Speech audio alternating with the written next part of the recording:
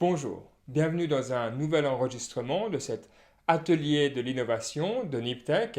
Aujourd'hui, j'aimerais vous parler de quelque chose qui revient souvent quand on parle de l'innovation et des sources de l'innovation, c'est l'inattendu, la chance en quelque sorte. Comment est-ce qu'on va en parler? Eh bien, on va parler un petit peu sous l'angle des startups et l'entrepreneuriat, comme d'habitude, parce que la chance, on le sait tous, ça n'existe pas vraiment. Enfin, ça arrive après coup.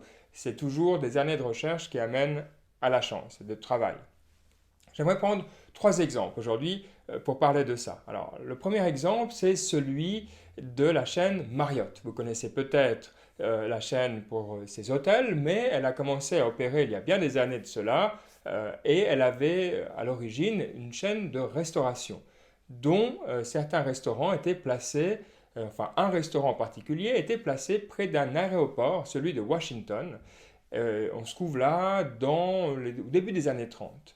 Et ils se sont aperçus que ce restaurant en particulier, près de l'aéroport de Washington, avait un bien meilleur résultat que les autres restaurants similaires de la même enseigne. Par conséquent, ils se sont posés un peu des questions et ont décidé de fournir le premier service de catering, donc ces services de restauration en vol, à des sociétés aériennes, puisqu'ils ont bien remarqué que les gens, quand ils sortaient de l'avion, étaient affamés et ont donc décidé de porter le problème, ou de porter la solution plutôt, directement à la source dans l'avion. On pourrait parler ici d'un coup de chance, vu qu'ils ont placé un restaurant au bon endroit, mais on voit bien qu'ils ont analysé les données, compris les clients, et puis utilisé une opportunité inattendue pour faire un nouveau commerce. Un autre exemple plus proche de nous, c'est celui de Flickr.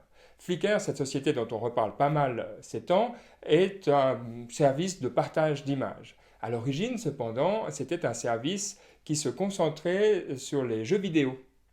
Et il voulait faire une solution pour faire des chatrooms, donc que les gens puissent parler à plusieurs sur un jeu vidéo. Et là-dedans, il y avait un partage de fichiers qui était possible, un partage d'images.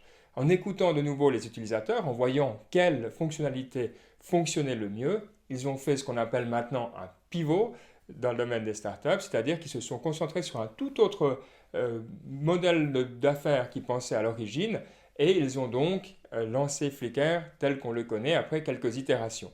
Ici, de nouveau, c'est inattendu, ils n'avaient pas à l'origine le but de lancer un service de photo, mais ils y sont parvenus de nouveau avec les données en écoutant les besoins des clients. Mais j'aimerais vous parler aujourd'hui plus en particulier de ce qui est peut-être l'archétype du succès inattendu. Vous savez tous probablement l'histoire du post-it. Pour ceux qui ne connaîtraient pas, je vais la redire brièvement. Vers la fin des années 70, un ingénieur de chez 3M décide de travailler sur une nouvelle colle, une colle super puissante. Mais ses travaux sont un échec complet, alors un vrai bon échec, puisque ce qu'il a à la fin, c'est une colle qui est hyper faible. Et il ne sait pas trop quoi en faire.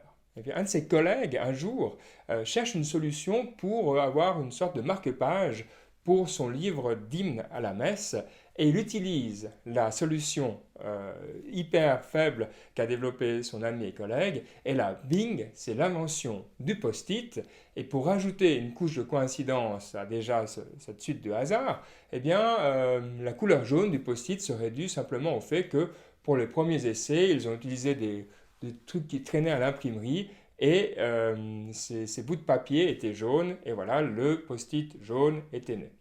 Bon, alors ces éléments sont vrais de ce que j'ai pu lire, mais mis comme ça, on a l'impression que c'est juste une suite de hasards heureux et puis un nouveau produit est né.